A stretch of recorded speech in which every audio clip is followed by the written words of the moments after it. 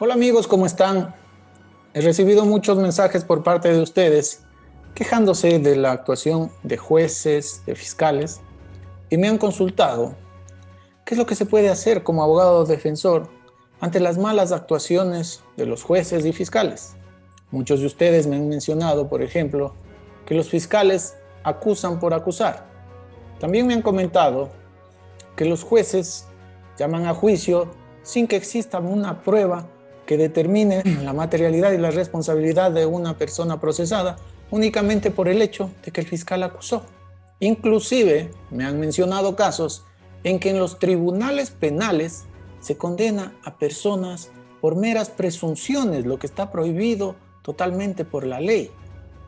Me han comentado que en garantías jurisdiccionales los jueces niegan todas las acciones de protección contra las instituciones del Estado, omitiendo la tutela de derechos y garantías constitucionales. Definitivamente tengo que manifestar que existen jueces buenos, me he conocido muy buenos jueces, pero también existen jueces malos, jueces temerosos, jueces ignorantes, así como existen fiscales buenos, pero también hay fiscales malos, hay fiscales cobardes, hay fiscales que únicamente buscan cuidar el cargo. En ese sentido, queridos amigos, la Corte Constitucional ya se ha pronunciado y la Corte Constitucional nos da las herramientas para analizar las actuaciones jurisdiccionales, tanto de fiscales como de jueces. Si es que el fiscal o el juez actuó de manera dolosa o negligente dentro de un proceso penal, tenemos las herramientas para que se pueda calificar el dolo, la negligencia manifiesta o el error inexcusable. Porque un fiscal o un juez que actúen con ignorancia, que actúen por temor o que actúen por cuidar el cargo, considero yo que no merecen ser jueces ni fiscales y deben ser separados del cargo.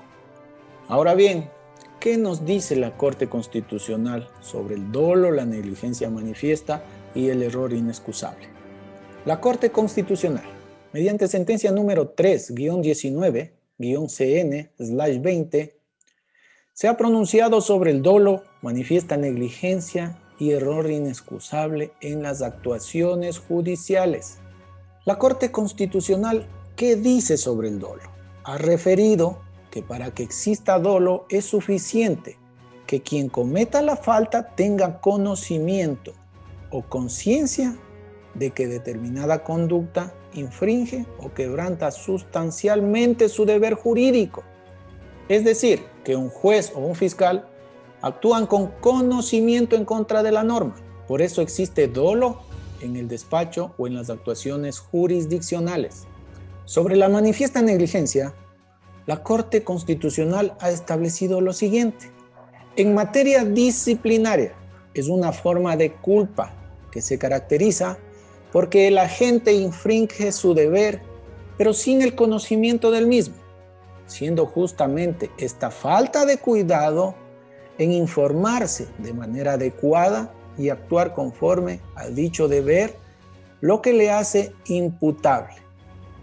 En efecto, el funcionario público está obligado a actuar con diligencia, lo cual implica no solo hacer su trabajo, sino hacerlo de forma adecuada, lo que tiene directa relación con el artículo 172, segundo párrafo de la Carta Fundamental, que establece las servidoras o servidores judiciales, que incluyen a juezas y juezas, y a los otros operadores de justicia, aplicarán el principio de la debida diligencia en los procesos de administración de justicia.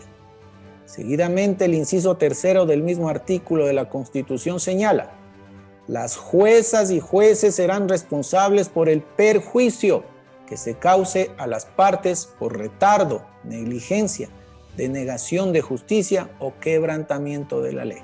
Entonces, la Corte Constitucional es clara con respecto a la manifiesta negligencia, es decir, cuando los jueces y fiscales actúan por ignorancia.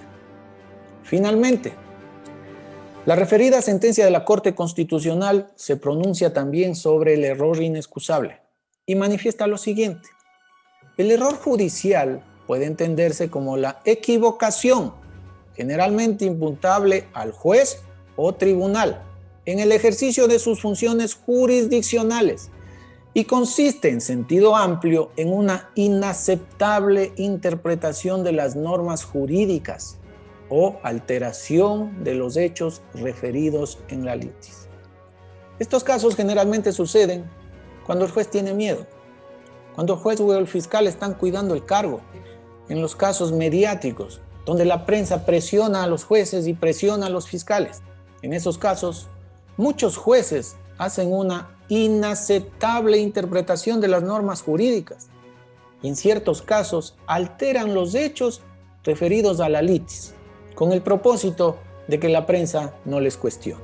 En ese sentido, queridos amigos, tienen las herramientas para hacer valer los derechos de sus defendidos, porque nosotros los abogados no peleamos por nuestros derechos, nosotros patrocinamos derechos de nuestros defendidos.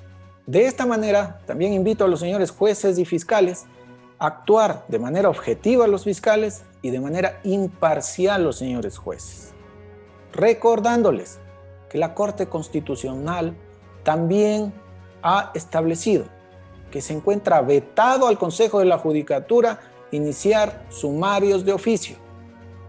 La única forma por la que se puede iniciar un sumario por dolo, manifiesta negligencia o error inexcusable es porque una de las partes apeló las decisiones judiciales y solicitó al Tribunal de Segunda Instancia que califique la actuación del juez o del fiscal y determine si su actuación fue con dolo, negligencia manifiesta o error inexcusable.